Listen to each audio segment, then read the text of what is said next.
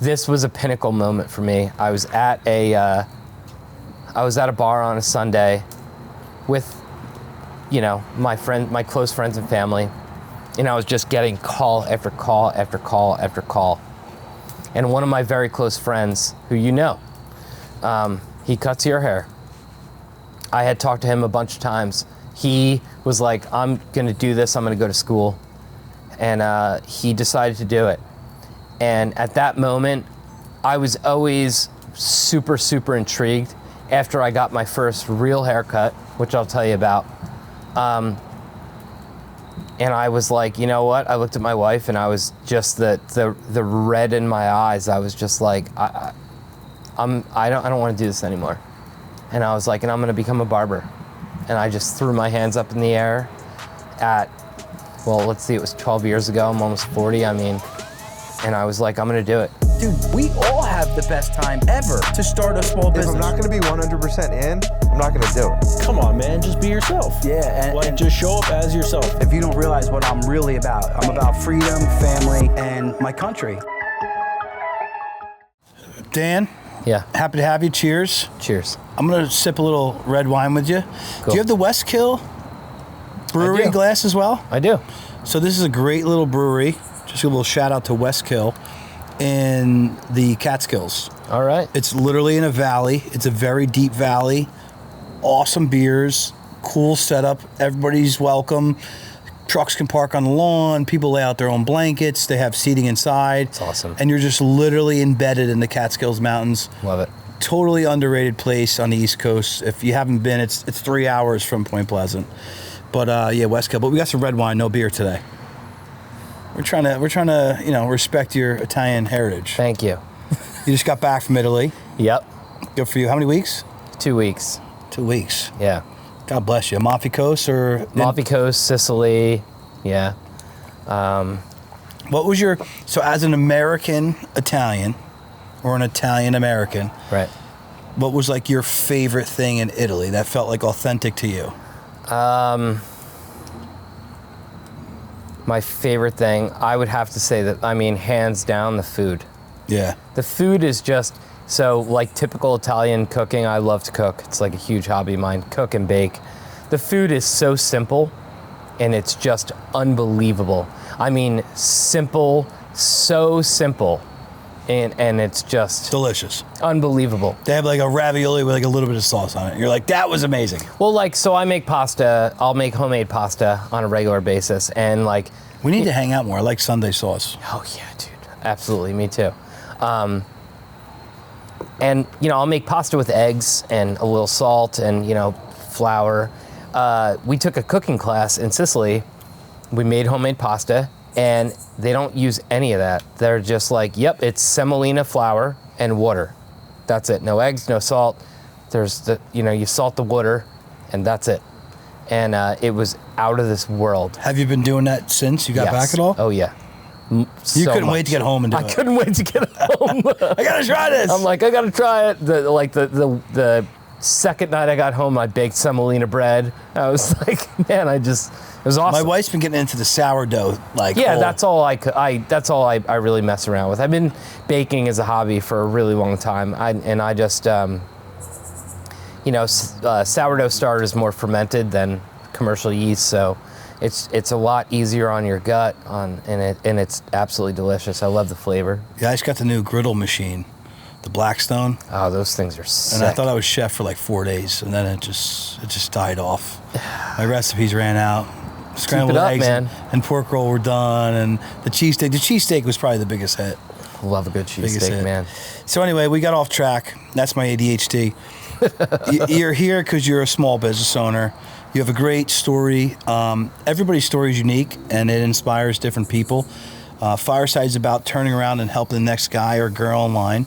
And I can tell you're a big-hearted guy. We like a lot of the same things. You love to get up to the mountains, and you love Maine, and you know everything that's going on that I love. You have great flannels on. Thank you. Great vest, nice boots. right? You look like I look in the Catskills in another week or two. And you grinded to go open your own store. So 100%, yeah. that is why you're here, as well as being a good friend of Bill Dorr. We love Bill. Yeah. He's a friend of the podcast. So thank you for being here. Cheers. Thank you so much for having me. I'm really humbled to be here.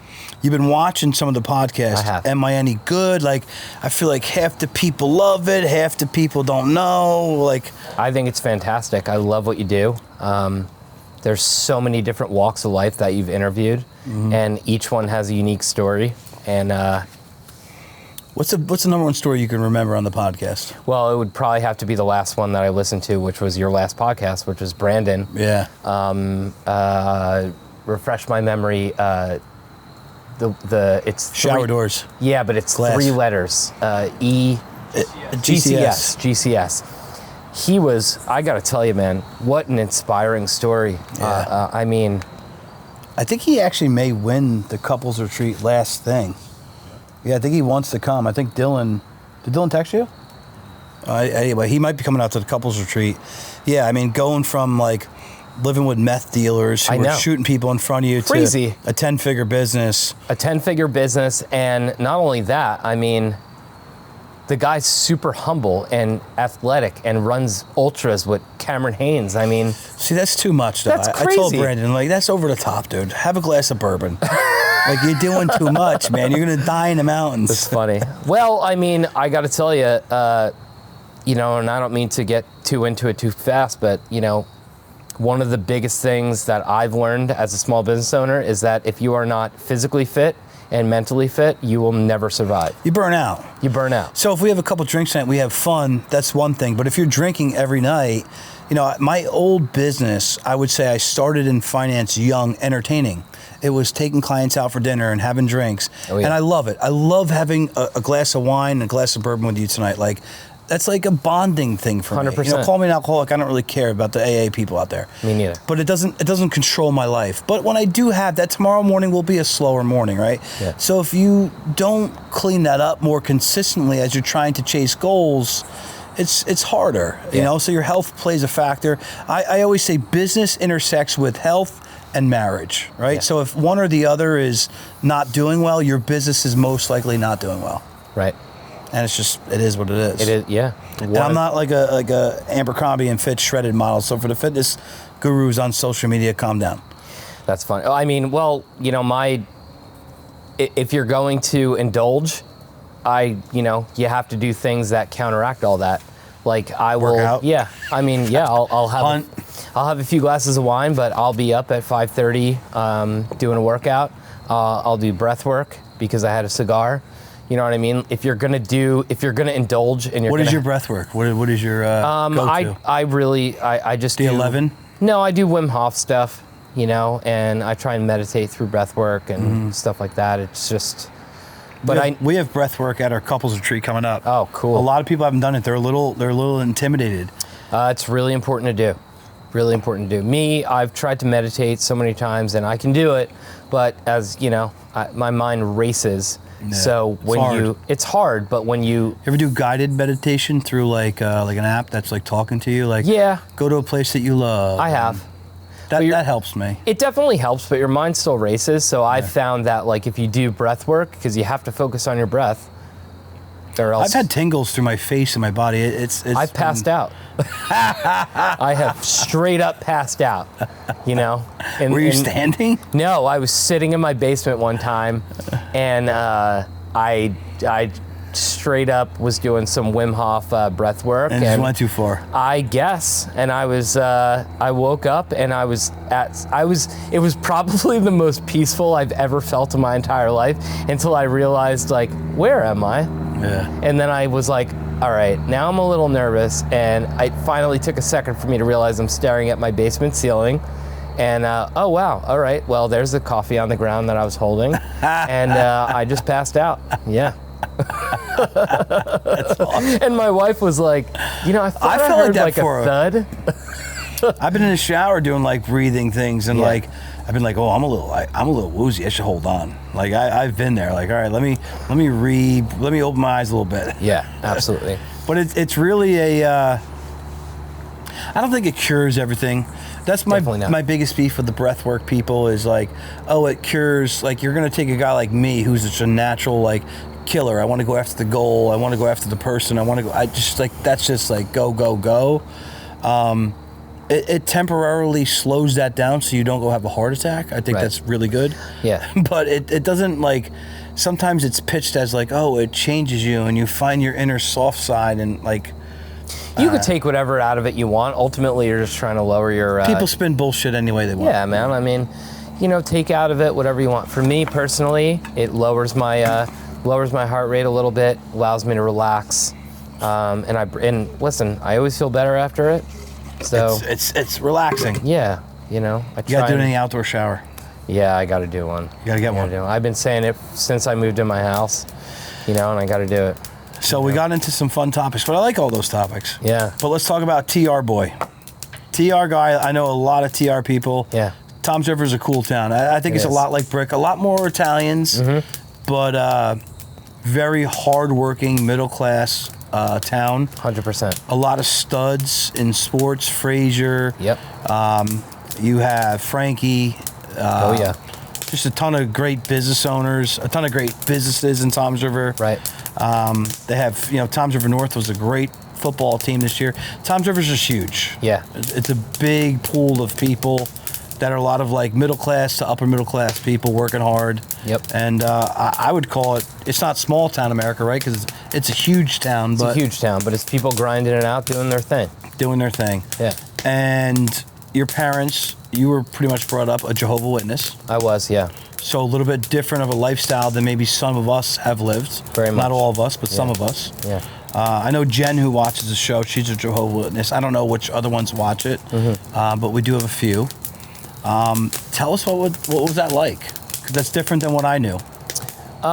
It was, you know, it's definitely a very, very strict sect of Christianity, and it's, you know, it's just a very pure, it's very pure. I mean, they, you know, associate with pretty much everyone in the faith. I mean, you know, as a kid, I wasn't really, you know, I wasn't really allowed to do any kind of extracurricular activities.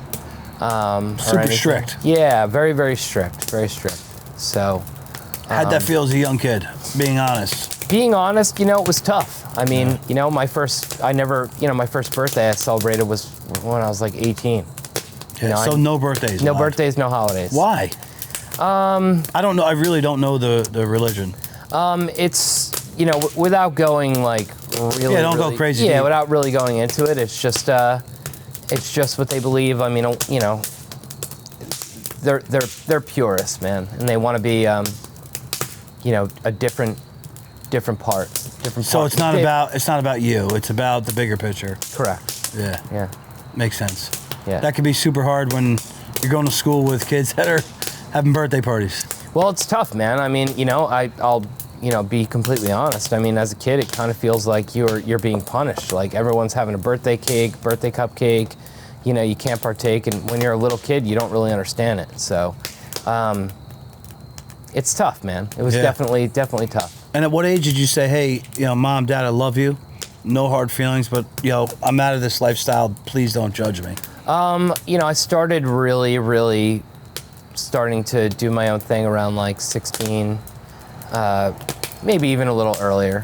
And then, you know, when I was 17 and I had my license, and I was in that program in high school where you're allowed to leave for work? Yeah, leave for work. And, you know, I was working for a residential framing crew, and, you know, I did that. So when I was 17, I was a senior in high school, and it was kind of like, you know, I kind of just want to do my own thing, and, you know. So religion is hard for me because I grew up very strict Pentecostal. I know a lot of, you know, people who are Baptists, the Jewish religion, and I've become very good friends with a couple clients in the finance space who are Muslim. So what's tough about all of the religions is it really forces you to be like just super restricted, if I can, you know, lack of a better term. Just very restricted. Yeah. almost like you suppress that personality. Yeah. Would you agree? Like that's a. I mean, yes and no. I mean, for me personally, like it was all I knew. You know, I was kind of born into it, so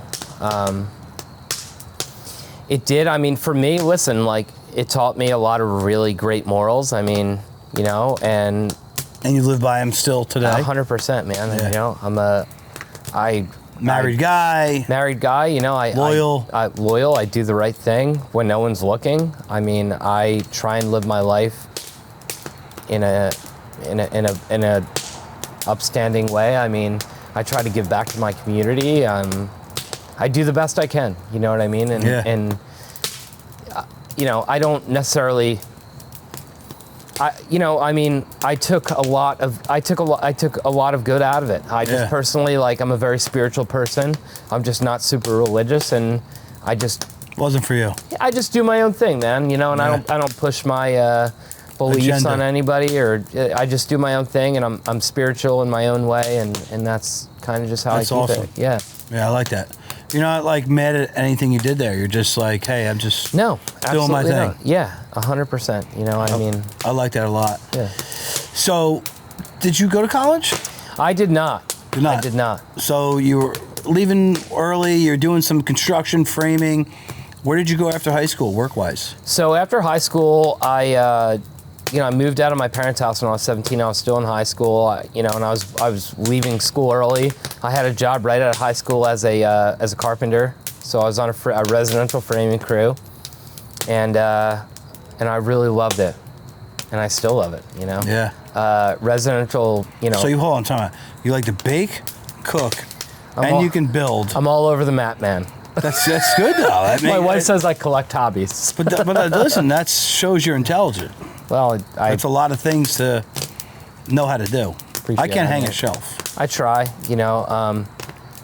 I've always been very analytical, you know. I mean, if something didn't work, it really bothered me that I couldn't figure out how it didn't work. You know, like I had a toy or whatever and it didn't work, I would take it apart and figure out how to fix it.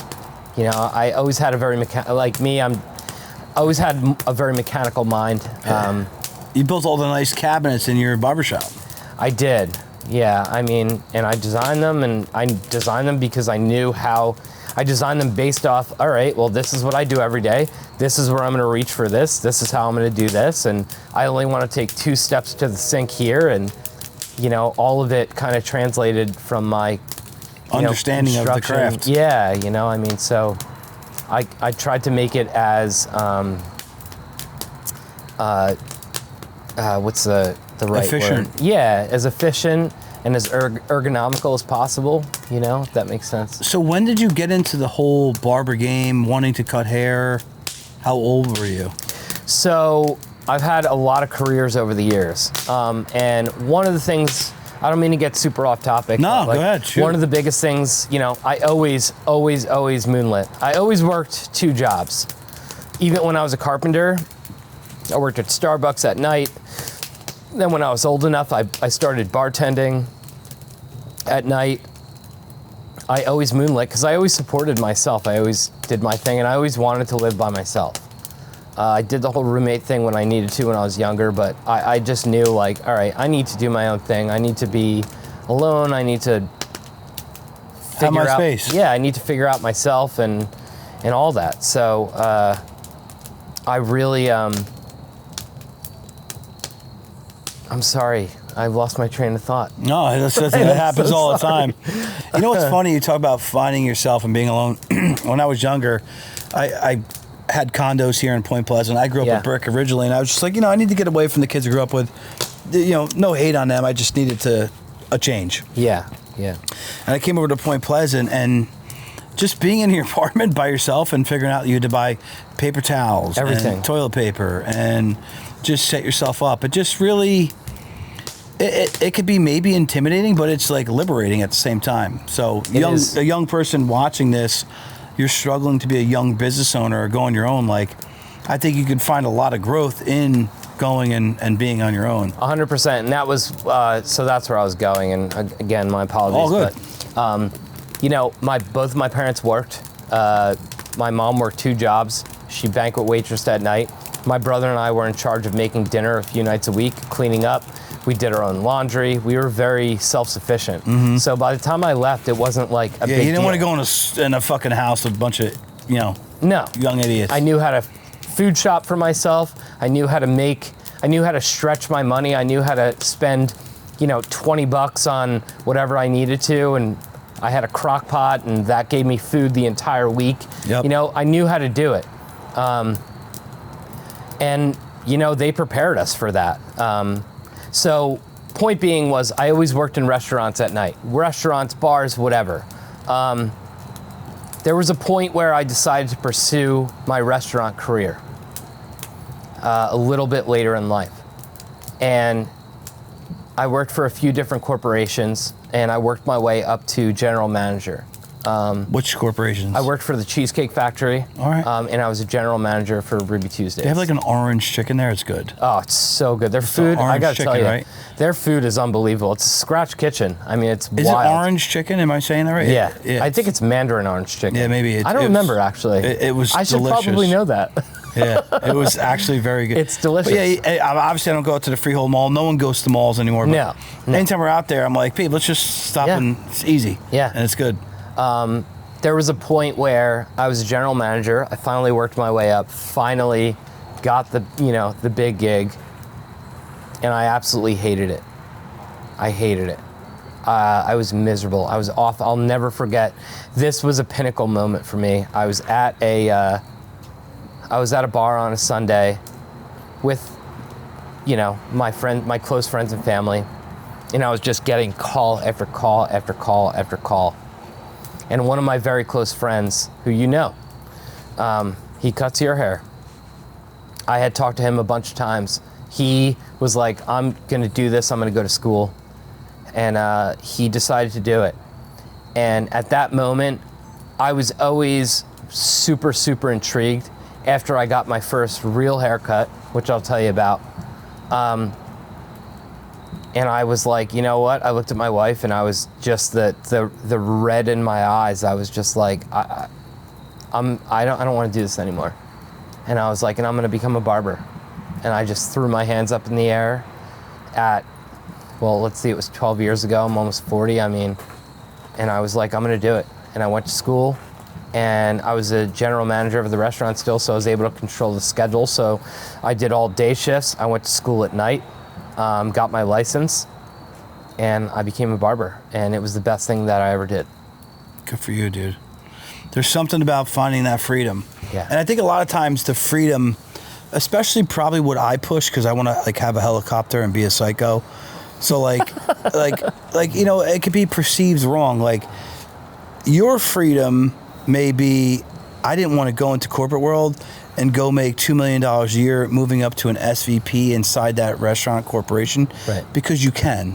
You have the intelligence to, you have the ability to, but that's not going to make you happy. Yeah.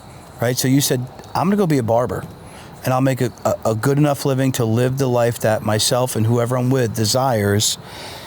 And that's what more people need to strive to do. Like, find your financial freedom. 100%. It doesn't mean you have to do Ryan's financial. Ryan's going to push you to the maximum all the time. Right. But what is your financial freedom? What do you want? And most people start with, I'm going to go get this job. I'm going to start with this income. I'm going to go to school for this degree. None of that shit matters. What do you want out of life? Right. How does your house look? What town do you live in? Does your kid go to private? Does he go to public? What does your wife look like? What vacations do you go on? Start with what you want out of life, and then work backwards. What does that cost? Right. Right? Right. And then after that, you got to figure out the numbers. And the numbers are the numbers. You got to go get a job or start a business that can afford that lifestyle. Right. So, I literally, hats off to you, man, because a lot of people are afraid to make that move. They are, and I was one of them. And honestly, that's one of the reasons why I got to tell you, I love your podcast, is because you interview people and they empower other people. Because there's no difference between me and everybody else that's going to work and saying, I fucking hate my job and I hate my life and I hate sitting behind my desk and doing TPS reports. Yeah. Or whatever. You said it earlier. Yeah. What did you say the difference was? Balls. You The said ability, balls. you just got to do it. You got to do it. So would you say a lot of people are, would you say that? that you're a loving guy? Would you say that a lot of people are soft? I wouldn't say that. I would say a lot of people are scared. And That's the same word, dude. I mean, well, you can make it sound I'm more gonna use political. scared. You know, I'm gonna use scared, and you know, it's a hard it's a hard thing to say. You know what? I'm gonna leverage everything that I have, and I'm gonna put all my chips in the pot, and I'm gonna bet on myself. I love that. I love doing that. That's a hard thing to do for some people. And I think it is and isn't. I think if you just do it. Exactly. If you just like the wall is this fake fear. Fear is fake. It's not real. It's fake. It's as real as you want it to be. Correct, but it's fake. Yeah. At the end of the day, it's fake. Right. So if you get beyond that hurdle, which is taking that first step forward, and you get a small win, dude, it fires you up. It's just like losing 5 pounds. Right. If you're on a mission to lose weight. Right? It's like, all right, I'm in. Yeah. I love that. So the barbershop now. What's the barbershop called? It's called the Handsome Devil Barber Shop and Shave Parlor. Is that why you want me to be the mascot? Because I'm such a handsome devil? Exactly. I know. That's exactly right. I might have to leave Jake. He's got a very restrictive scheduling program. Jake's fantastic, man. He is. He cuts and he's such a great guy. Yeah, he cuts a really good head of hair. Yeah. What I love about Jake is you go into his barber shop and he's just there in this room and he's got just a truck show on. Yeah. Or he's got a little donation in the corner for his daughter's dance thing. Yeah. He's just him. He's him. And he's authentic. He's authentic, and that's one of the things I have always loved about Jake, and I will always love about Jake. He's just he don't deviate from much. No, he's him, and he's an awesome guy. I admire him. He's a fantastic father. He's a devoted husband. He's a great guy and a great business owner. And I'll tell you, you know, we worked together for a lot of years. We went to school together. Where'd you guys work together? We worked together at my the barbershop I was at before I opened my business. Asbury? Yeah. In Asbury? Yeah. Nice. And Wanamassa. And, you know, I mean, again, Jake's a great guy. You know, we're still, you know, we'll always be friends. We will always, you know, we made a pact early on. We will always welcome each other into, God forbid any of us fall on hard times, we will always welcome each other into our businesses. That's cool. We'll always help each other out. You know, and he's a real deal. He's a real deal, man. He's a great guy. So he won't be mad if we go to your place now? I don't think he would be. I don't really think Jake gets mad. No, I don't think so either. He does if you cut him off. Well, he's told me some stories. You cut him off. Me? He was mad at the pizza. No, not you. He also got mad at the pizza guy one time. He almost beat up the pizza guy. Yeah. But I mean, you know, if that's what you're mad at, then life's pretty good. Life's good. You know. No, he's a good dude. I like him. Yeah. Him and I are very different. Yeah. But I'm also authentically me. Yeah. And it's cool to kind of just chat with him. Yeah. You know, because it's two different people, but being real. Yeah, oh yeah. Let's take a quick break. We're going to come back. We'll talk a little bit more about the barbershop, and then we're going to talk about some current events. I'm going to hear from you. Okay. Taking a quick break in the podcast, I want to talk about the Pit 2.0. What is the Pit 2.0? It's made up of a huge network of people across all different industries that are solving problems, creating solutions, and also bringing together a lot of marketing and sales ideas. If you want to get into a Pit group like this, it's very inexpensive, $147 a month. If you want to learn more about it, check out the links and the information below. All right, so hopping back in here, man. All right. I want to know why I know we talked about giving up the corporate career. You know, your buddy Jake was going into it. You're like, why not do it together? But I want to know your story of why you did it and how it got started. So the biggest thing for me is I always knew early on that I was going to be a business owner. I'm just not wired. I was never okay with the fact that, like, no matter how many hours I worked a day, if I worked my ass off or if I, screwed around or whatever, no matter what, I was going to make a set amount of money at the end of the week. That's just not the way I'm wired. I want to know that if I bust my ass and I hustle, I'm going to make more money. Nothing wrong with that. No, I mean, what are we doing here? Why why, I don't understand. I tell people all the time, like, you may make the same money, why not go do it for yourself? Exactly. And have more autonomy. I reached a point where I was like, everything I've ever done, no matter what, if I was going to be a busboy at a restaurant, it was only a matter of time before I was going to be a server and then a bartender and then a manager. And everything I've ever done, I've always risen to the top in a certain amount of time. So you like upward mobility? I have to be moving in a forward direction, always. And most entrepreneurs are wired that way. I mean, if you're wired that way, then just embrace it and understand you have to work for yourself. And I just reached a point where I was like, I'm just tired of listening to somebody that, I'm tired of listening to somebody, and I'm tired of somebody else having control over my life, my finances, my everything. Like, I don't want to ask if I can take 3 weeks off. I don't want to, you know what I mean? Like, I'm just not that way. Like, so I look at this twofold. As a business owner, you work for me because you choose to work for me because you can't go do it. I also look at it as, I don't like to listen to anybody. Yeah. So, but I'm the guy that can't listen to anybody. Me too. So if the people who work for me are coming to work for me, it's because you aren't willing to go take the risk and bet on yourself. So I'll take care of you to the best of my ability. The business is best of its ability to pay you, but like I can't give you what I'm getting because I'm the business owner. Well, that's the whole thing is if you're, and most people don't realize how much, we talked about this earlier a little bit. Most people have no idea what goes into being a business owner because they see, all right, you show up, you do your thing, and this guy's doing this, and this guy's doing that, and like nobody knows what really goes on behind the scenes. You don't see the hours you're up, the personalities, the drama. Also, all of that. You don't see the stress, paying rent. No, none of that. The rent, the electric bill. I mean, any of it. Not to mention, most people don't realize. Like, to each his own, but. For me personally, I'm a business owner. I'm a W-2 employee because I work in my business. Pretty much as I'm side by side with my guys cutting hair all day. I'm a husband. I'm a homeowner. I'm pretty much, I have a tax accountant, but I manage my own books. So, you don't realize how many hats that you're actually wearing and how much work it actually is. The biggest thing. I flew in a guy who is wildly successful from Toronto.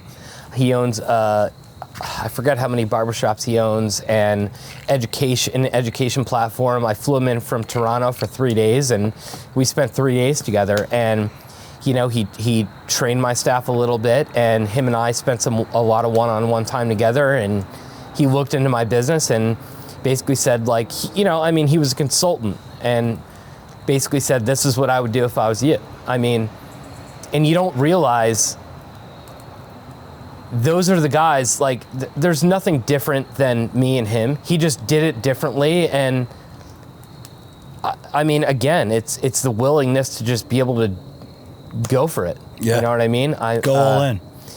But at the end of the day, you're really you're betting on yourself, man. You got to just sack up and do it.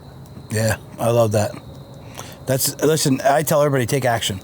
Take action. You want to control your own destiny, you have to do it, and you have to take the right steps to do it. There's so many different aspects of it. Branding, culture, you name it. You're never gonna, you have to create a culture within your business, or else, your staff, they're the driving force of your business. I agree.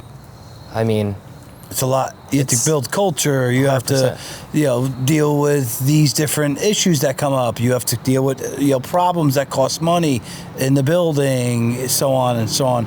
Insurances are expensive. Yeah. It's a lot, man. But you're not done there. I think you're a guy that has a great shop. Thank you. It's very successful. I've heard amazing things about it. Thank you. But you're not done at what that shop can produce for you and your wife. You want some real estate. You're looking up in Maine. We talked about cabins. You're looking up in PA, up in the Poconos. Right.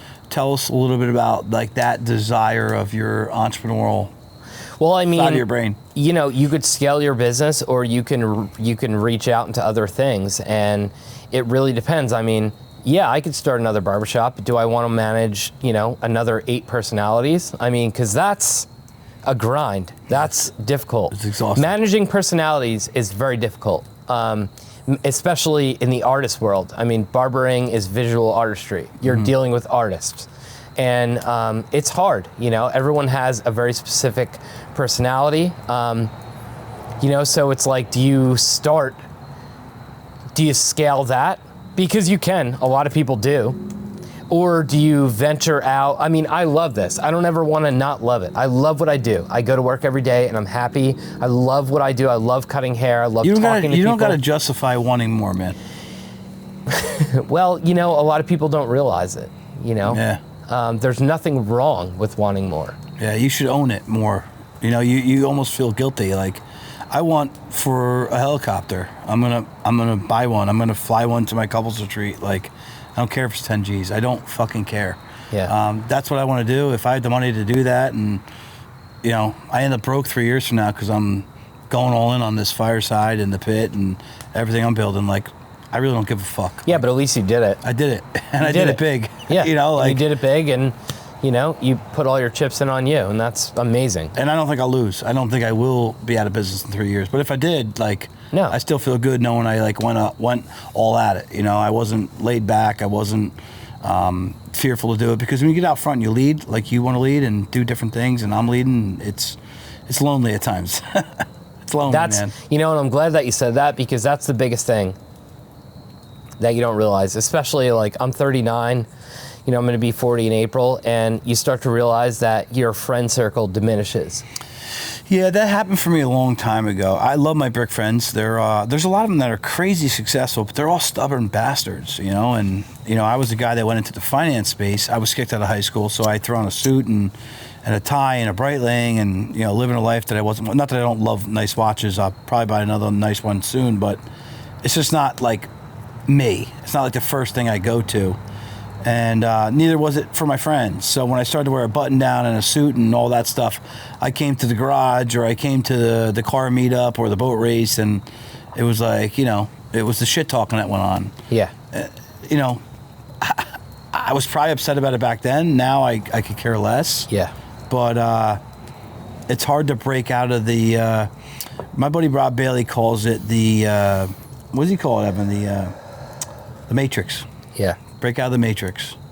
And it couldn't be more true. We're in the Matrix, you know. We are. American society is the Matrix. And you know, the older you get, the biggest thing you realize is people just want you to agree with them at this point in life, and if you don't, you know, you're not really part of their circle anymore. Yeah, I struggle with that a lot, man. Me too. You know, I'm out front leading. I'm doing this. I'm doing the pit we talked about. I challenge people in there. Like I told you, don't come in if you're not wanting to get better. You know, it's, you know, you're coming into the kitchen. The heat's there. Yeah. You know, you go play for Bill Belichick. You're in the kitchen. You're in the kitchen. You know, you play with Tom Brady or Kobe on your team. You're in the kitchen. Right. I consider myself one of those guys. You know, maybe that's not proven out for other people to know, but I know where I'm going. And I've always been that guy. I've always been focused on that Northern Star. Yeah. And I won't fucking stop. I won't stop until I'm dead. You and me both. You know, it's just how I'm built. Me too. You know, the traditional job, let's just call it, the traditional job is meant to enslave you. Like, it's enslavement. You know, you get out of college, you have college debt, you then buy a house, you have bank debt. You know, then things get tough, you throw 10 G's on the credit card, and before you know it, all of your dollars coming in, you know, you're stuck on the tit. And it's just, I mean, I run a financial firm that's very successful. Not just because of me. I have very smart partners, much smarter than I. Like, dude, I see it every day. I've seen it for 17 years. You can make $500 grand a year and be on the tit. You can make $1 million a year and be on the tit. Yeah. The system just sucks you in. As a business owner, you have a lot more manipulation and freedom. 100%. Because if I don't want to go to work tomorrow, I'm not saying I don't have to work.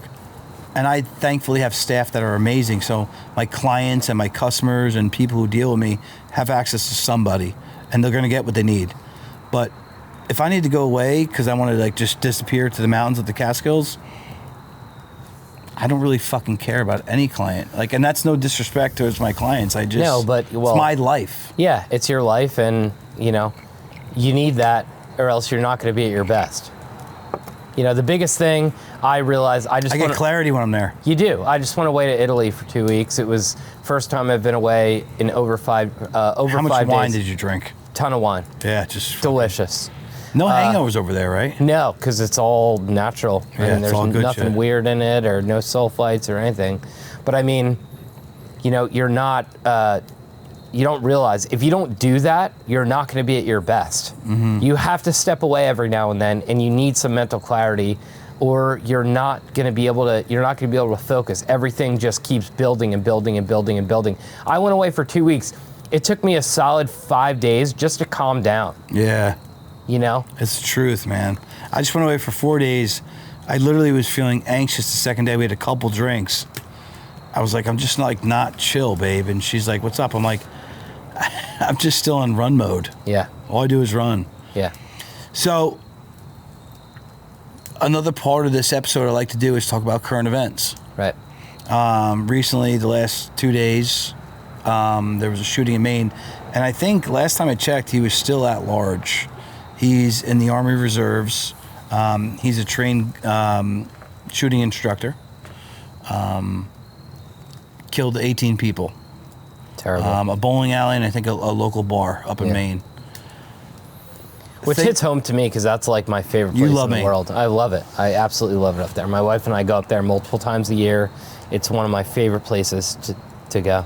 So could you ever imagine a random gunman coming in the place that you hang? No. Yeah. So, like, do you believe in concealed carry?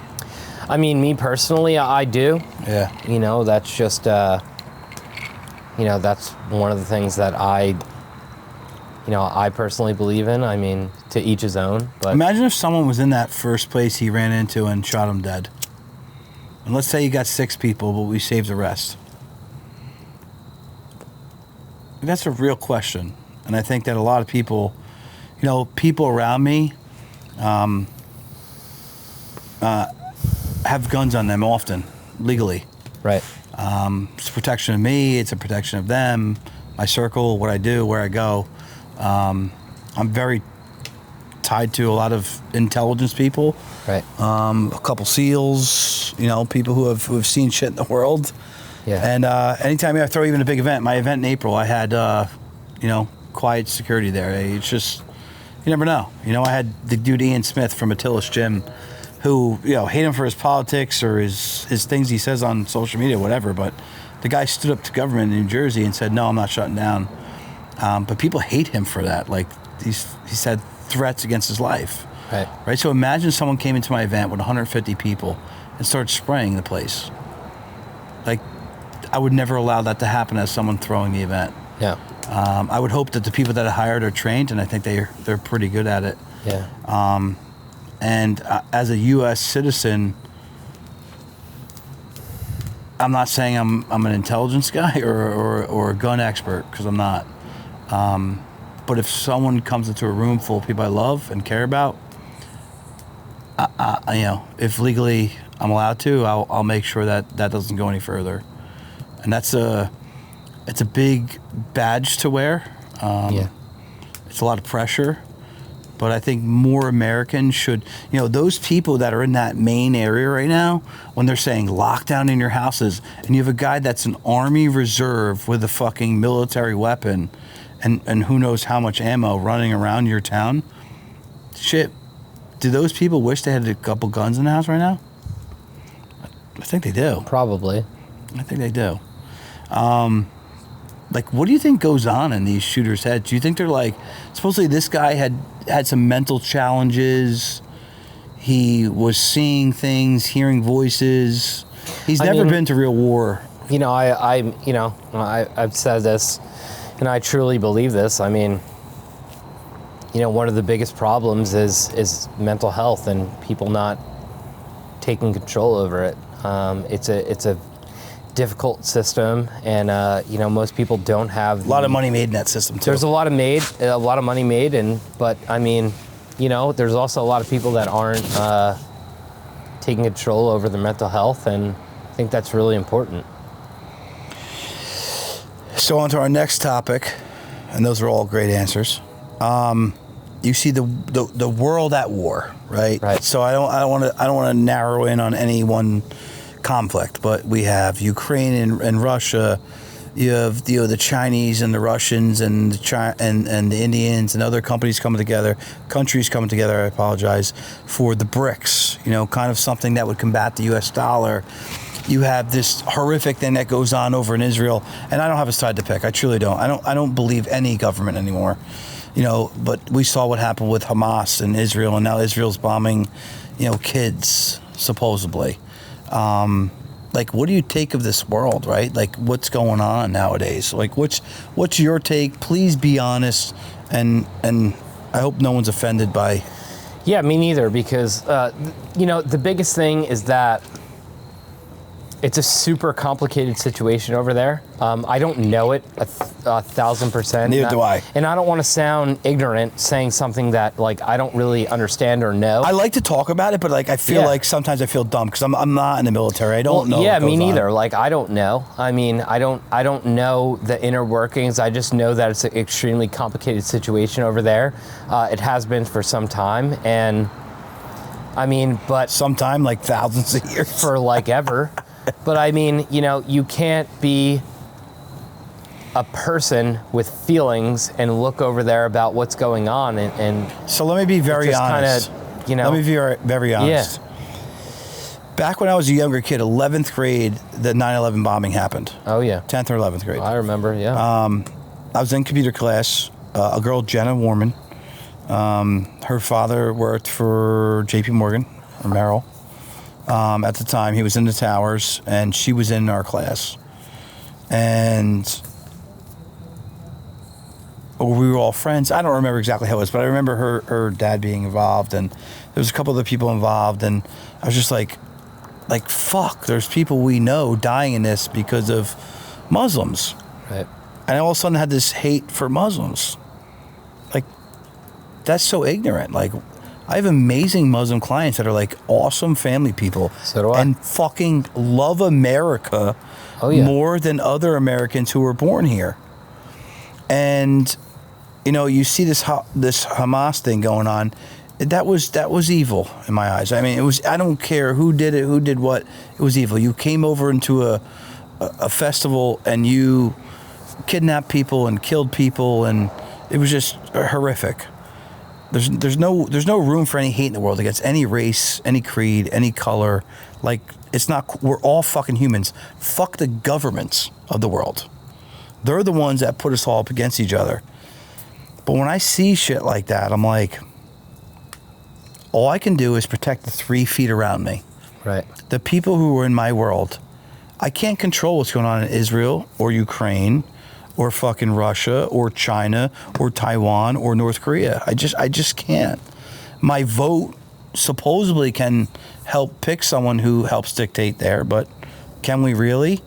And it's a really hard thing for me to just be okay with, because I'm also not okay with Israel launching rockets back over and killing fucking Palestinian random kids who's not a part of Hamas.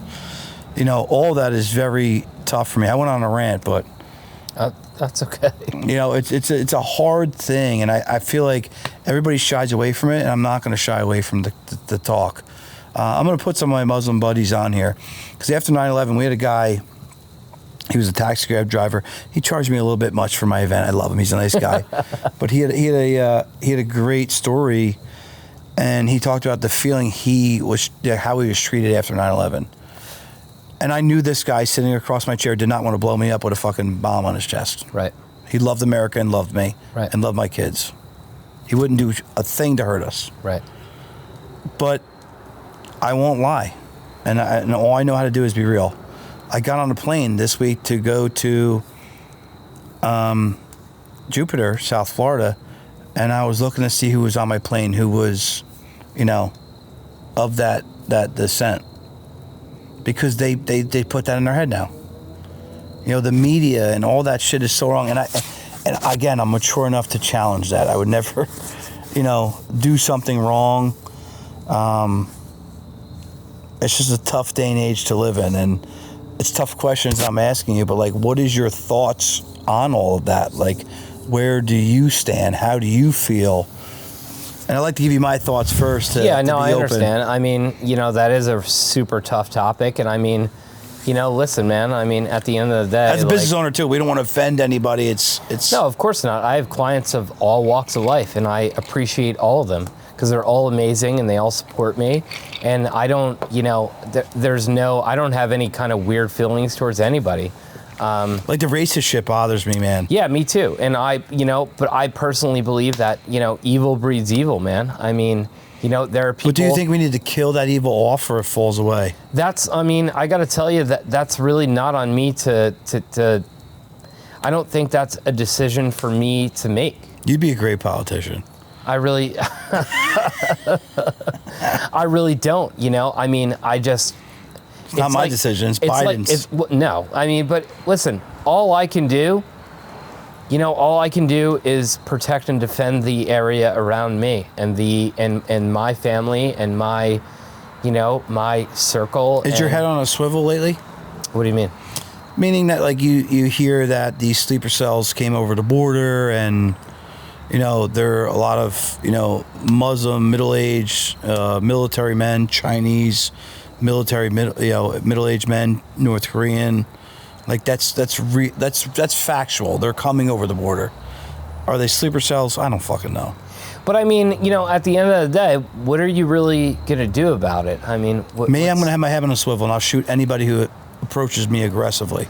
But I mean, and I understand that, but like, I mean, you're gonna play nice and let everybody die in your shop? No, I'm just curious. Like, I mean, I don't think you let everybody die. You could take a stand, but I mean, no. I mean, I don't really think it's that cut and dry. You could take a stand, and that's admirable and everything. But at the end of the day, like, are you really going to change anything? I'm not going to change anything as a whole. No. I'm talking about standing my ground of like who I am and what I believe in, my 3-foot rule. No, then I totally understand that. Yeah. I mean, who isn't going to protect their family and the people around That's them? all I wanted you to say, Handsome. That's all I wanted you to say. I mean, realistically, who isn't going to do that? Everybody in the world. The Chinese, the Russians, the blacks, the whites, the greens, the oranges. I mean, I just... the Americans. The fucking Americans. That's who will. Black, orange, Japanese, Chinese, it's a tough Vietnamese. It's a tough topic. It's a tough topic. Every American will fucking defend themselves. They will. And I mean... Of all creed, color, and fucking cut, dude. I agree. I was talking to a black dude down in South Florida in Wyndham.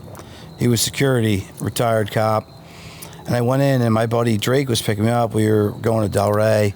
And I got a Sierra Nevada. I was just feeling a pale ale. Like, seriously, I think I hit the gym and I saw like a pale ale ad. So I went to pale ale. My wife was not ready, done with her hair, of course. We were going out to dinner. And we got over, got talking. And we got on politics, probably because of me, if I'm honest. And he goes, he's like, what the best thing to me was in the last 2 years? He goes, I had this white family come in. He's like super fucking loaded. He goes, dude, I'm a grinder. He's like, and their kid wrote me a card on how they felt so protected and so loved and how nice I was to them. And he's like, where I grew up, dude, like, you think that all white people are like scumbags.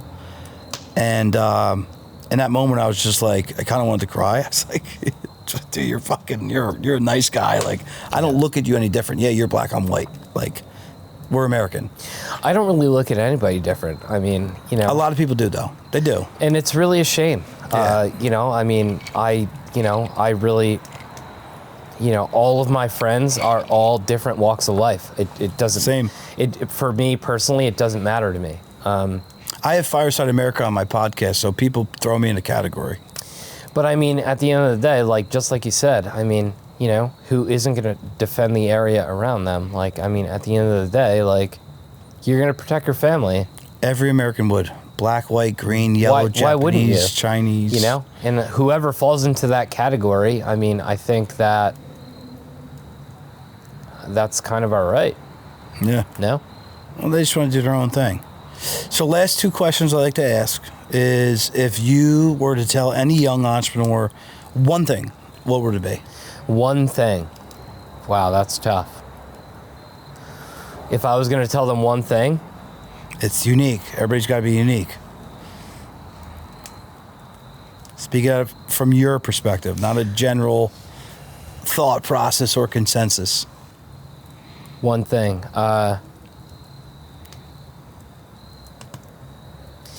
Can it be like a phrase? Yeah, absolutely. If I was gonna give somebody advice that was thinking about doing their own thing, I would tell them to sock up and do it. Yeah. Do it. Yeah. Do your research. Be precise. And leverage everything you possibly can, and put all your fucking chips on yourself and do it. Yeah, go all in. Because that's what our country is built on. Country is built on small businesses. I agree. Second question. Yeah. Some more people want to give some love. I want local business owners only, because you're a local guy. Just love.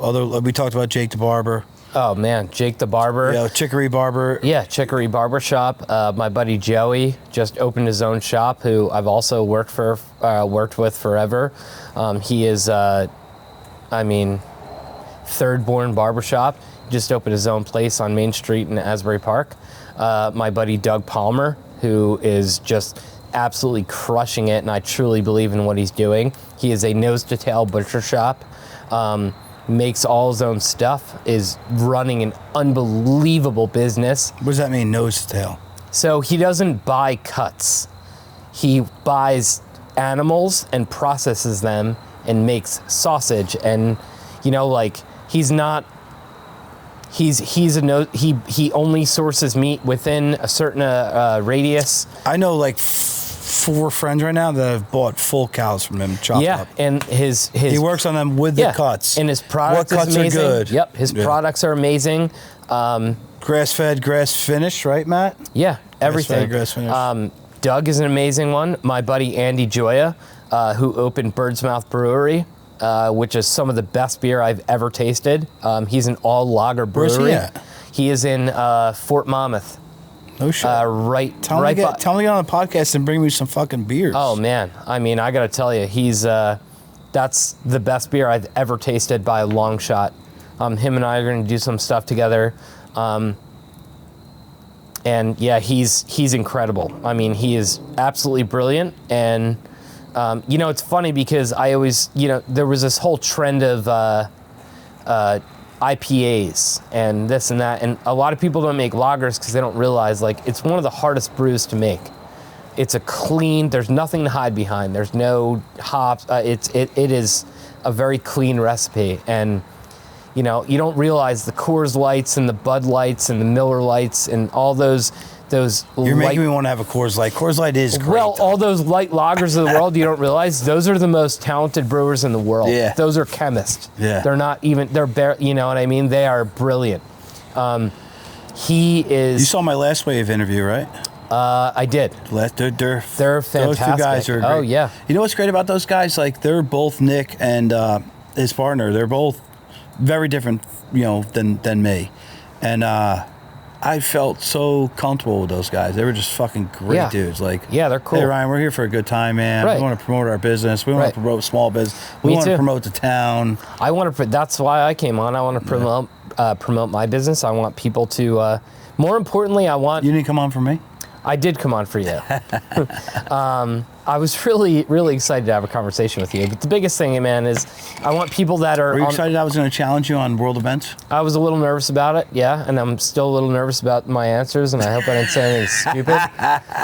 But, the biggest thing is... Just so you know, those questions I asked you, you had great answers, and those are conversations we all should be, okay to have. No, I agree. No one's bad. That's the biggest thing, is like I said... the biggest thing for me is the racist shit. I have zero problems with black people, and that really, really bothers me. Me too. That they throw, I throw rap music up for every fucking story I throw up. I love fucking the people that were, in my eyes, the founders of rap music. Like, Yeah, I don't I'm not have- saying there's not good white rappers, Eminem, but like, No, I don't have problems with anybody. The biggest thing is you have to. people put people in the box. though. Yeah, exactly. I fucking hate that I shit. mean, listen, like, If I had a Muslim friend that blew up 9/11, he's a scumbag. If I have a fucking, Timothy McVeigh in Oklahoma, white trash guy that blew up the fucking building, he's a scumbag. Like it doesn't matter your color. Everybody's got fucking flaws. Agreed. But we're all about freedom and doing whatever the fuck we want to do. Agreed. And I want people that are on the And it's okay to be different cultures too. Like, it's okay that the black culture's this way, and the Chinese cultures, and the white cultures, and the Italian cultures, and the German cultures. Let them fucking live. Who gives a fuck? I want people that are on the cusp of opening their own business and that are terrified to do it. That's the reason why I came on your podcast. Yeah, Because I know. I want those people to understand that there are little fish like me that have come from nothing and have nothing and leverage everything they possibly can. You're gonna be bigger than you think. to do it. You're gonna be you know. bigger than you think. I hope so. Your best attribute is that you want to keep doing more. I want people to do what we're doing. You dream big, and I appreciate you having the balls to come on and allow me to have those tough conversations, because I want to force those. I get just it. my thing. I totally get it. It's an important conversation. I mean, it's not easy. It's not easy, and it's You got to tiptoe. Right? You're a business owner. I don't want to offend terrifying as a anybody. business owner because you don't want to say the wrong thing. God forbid you do. Everyone thinks you're a lunatic and they don't want to come to your business. And that's what. Let me just say, what business owners don't realize, especially that have staff, is that I go on this podcast and I say whatever. One thing wrong. And God forbid I say one thing wrong, nobody's going to come to my barbershop. And that doesn't affect me. It affects my 7 other employees that work for me. Yep. Their families. Yep. Like, that has nothing to do with them. Yeah. They're all amazing people, amazing artists, amazing at what they do. Yeah, it's has tough. nothing to do with them. Super tough. Yeah. But you said nothing wrong. Good. You really didn't. I hope not. Thank you. This was great. Cheers. Thank you. Thank you Ryan, for coming on, man. Appreciate it. I appreciate you too. Thank you. Thanks for coming. Yeah. If you enjoyed the podcast and you want to learn more about it, check out the links below.